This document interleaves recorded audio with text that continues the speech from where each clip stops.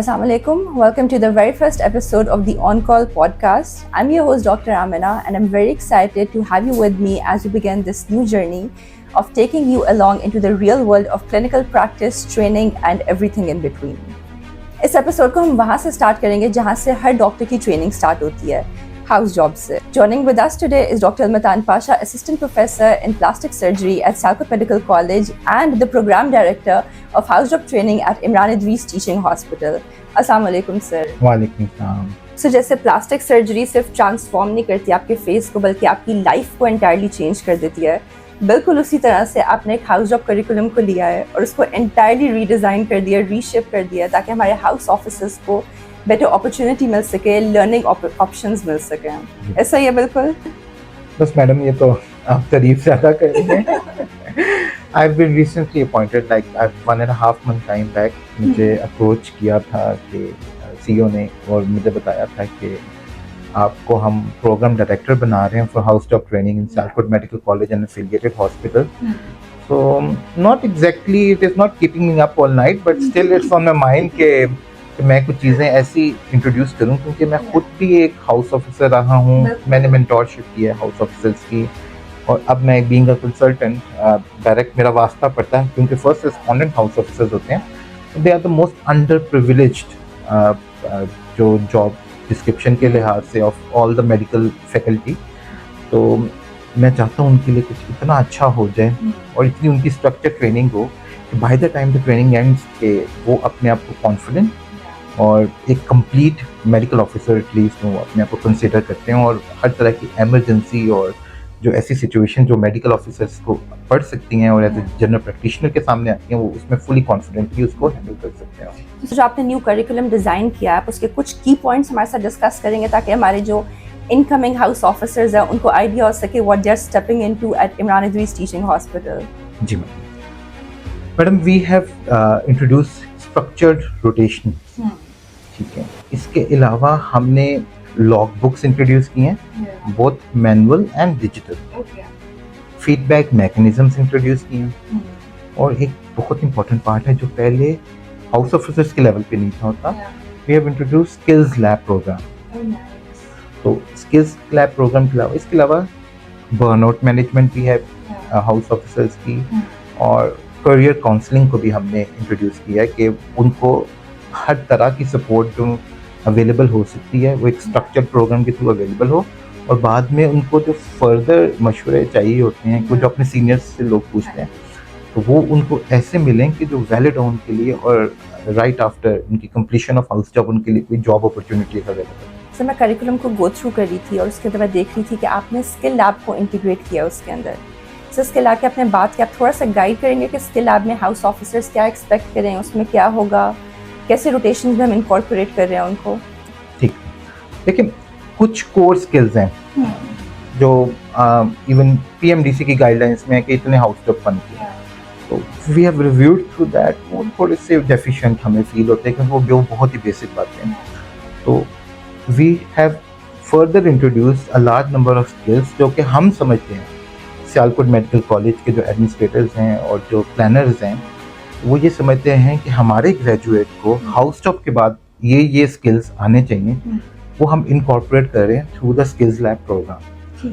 What we are doing is that I will start by giving you an example. जैसे लड़के हैं वो gynae और नॉब्स की हाउस जॉब नहीं करते, लेकिन जब वो किसी दूर दराज के गाँव में बैठ के कोई क्लिनिक चला रहे हैं, या इवन किसी बड़े टर्शियरी केयर हॉस्पिटल में क्लिनिक चला रहे हैं और एकदम से इमरजेंसी आती है and there is night duty, कोई और डॉक्टर अवेलेबल नहीं, कोई कंसल्टेंट गायनेकोलॉजिस्ट कॉल है ना 24/7, तो आई थिंक उनको बेसिकली हर एक बेसिक प्रोसीजर से इक्विप करना is the point behind it all. कि स्किल लैब आप इसलिए इनकॉर्पोरेट कर रहे हो कि जो सारे बेसिक स्किल्स हैं हमारे डॉक्टर्स को, हमारे हाउस ऑफिसर्स को, वो सारे उनको आते हैं. Yes exactly. तो उसके लिए क्या होगा, मैं अपनी बात कंटिन्यू करता हूँ कि वही हाउस ऑफिसर, क्योंकि गायनी ऑब्स की हाउस जॉब नहीं कर रहा, लेकिन स्किल्स लैब के थ्रू उसको मैनिक्विंस पे इतनी प्रैक्टिस होगी कोर प्रोसीजर्स की कि अगर ज़रूरत पड़े तो वो प्रोसीजर डायरेक्टली परफॉर्म कर सकते हैं. इसी तरह अब पीडियाट्रिक्स है. पीडियाट्रिक्स एक कम्प्लीटली डिफरेंट फील्ड है, मेडिकल फील्ड है, और बच्चों, हर घर में बच्चे होते हैं, बच्चों पेशेंट्स भी सबसे ज़्यादा बच्चों.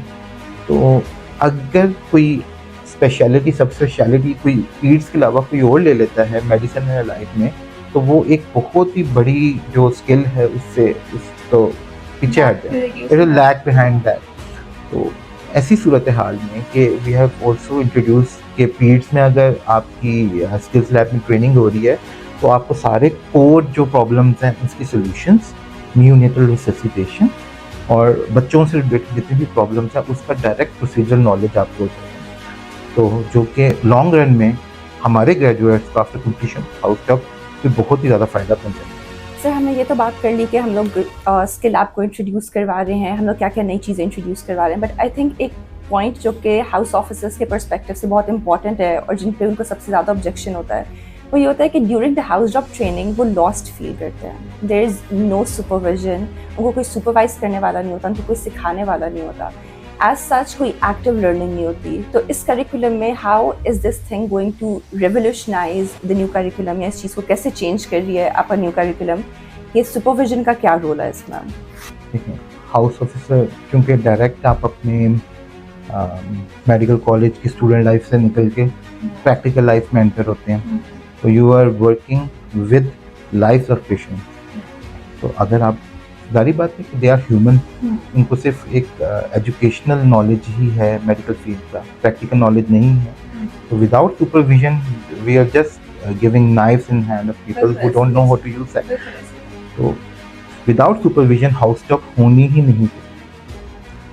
हाउस ऑफिसर का जो तरीकाकार है लर्न करने का, it's scaffolding, the scaffolding technique, जिसमें पहले तो कंप्लीटली सुपरविजन होती है और मेंटोरशिप होती है अपने इमीडिएट सीनियर की, और फिर further through ward rounds and through other means के वो अपने कंसल्टेंट्स एंड सीनियर कंसल्टेंट्स के साथ डायरेक्ट उनकी इंटरेक्शन होती है। उसी तरह स्कैफोल्डिंग टेक्निक के मुताबिक स्टार्ट में वो टोटली सुपरवाइज्ड होंगे, by the time of the end of rotation they will be confident enough कि वो इतने केस प्रैक्टिकली देख चुके होंगे कि they would be able to handle most of the things on their own, और फर्दर जिस चीज़ की समझ नहीं आ रही होगी अपने इमीडिएट सीनियर से और चेन ऑफ कमांड से फर्दर पूछ सकते हैं। So supervision, according to me, is the most important part in house officer life. ये नहीं है कि आप during house officer training, I mean, कि ये नहीं कि आप totally unsupervised हैं, आप patient पे experiments कर रहे हैं और उसके outcomes पे drastic होते हैं, क्योंकि we are playing with life of patient. तो ऐसा कोई काम नहीं हो जिसमें patient safety compromise हो। और जहाँ पे supervision अच्छी होगी तो house officer का learning outcome भी बेहतर होगा, कि उसको वो एक structured treatment guide मिल जाएगी, बजाय इसके कि वो हैज़र्डली डिफरेंट चीज़ें ट्राई करे उसकी।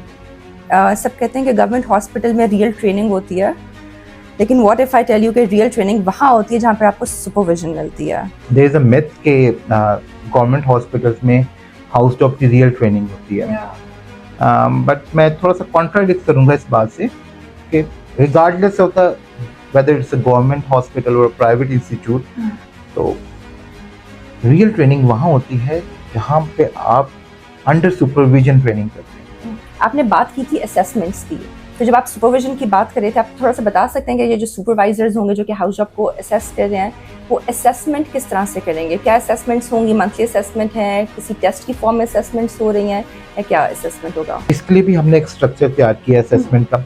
सबसे पहली बात, असेसमेंट्स जो हैं वो ट्रांसपेरेंट होंगे, ठीक है, और इसमें सबसे पहली बात कि जो असेसमेंट्स हैं वो ट्रांसपेरेंट होंगी, कंप्लीटली ट्रांसपेरेंट, और उसको हमने फॉर्मेटिव और समेटिव में डिवाइड कर दिया। फॉर्मेटिव वाला लो स्टेक्स, और उनका जो मेन एम है वो है improvement of the house officer. उसको एक फीडबैक मैकेनिज्म के थ्रू उसको बताया जाए कि आप you are lacking behind these things और इसमें आपको फर्दर इम्प्रूवमेंट की जरूरत है। और जो समेटिव असेसमेंट होगी वो एंड ऑफ रोटेशन होगी, और फिर जो सारी चारों रोटेशंस का एग्रीगेट होगा that will be the final assessment में काउंट हो जाएगा, ठीक है। तो जो फॉर्मेटिव है उसके लिए हम डायरेक्टली ऑब्जर्व प्रोसीजरल स्किल्स हैं और मिनी कैक्स हैं और 360 डिग्री फीडबैक जो असेसमेंट है वो हम इंट्रोड्यूस कर रहे हैं इस रोटेशन से इंशाल्लाह।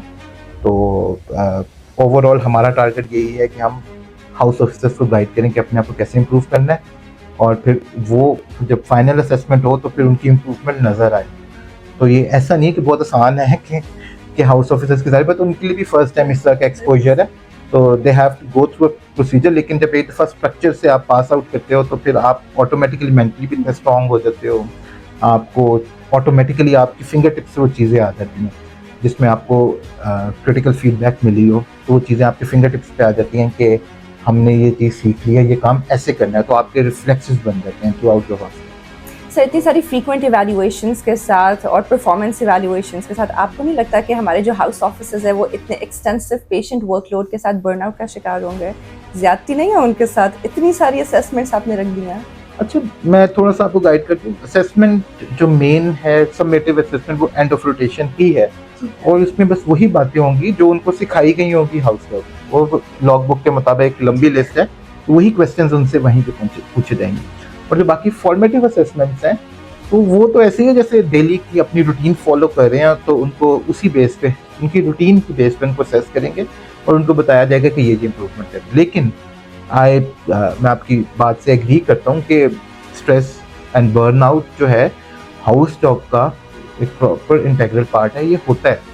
और पहले इस चीज़ को नहीं था देखा जाता, लेकिन अब मेंटल हेल्थ स्पेशलिस्ट जो हैं वो इस चीज़ को रियलाइज़ करते हैं, और इतनी स्टडीज इसके ऊपर आ चुकी हैं कि हाउस जॉब की मेंटल वेलबींग बहुत इंपॉर्टेंट है, क्योंकि उनको एक हाई स्टेक्स जॉब है और उनके वर्किंग आवर्स बहुत ज़्यादा है। तो इसके लिए हम special counselling sessions in collaboration with mental health institute Imran Aziz, उनके साथ हम कोलैबोरेशन करेंगे और वो प्रॉपर इनके सेशंस होंगे विद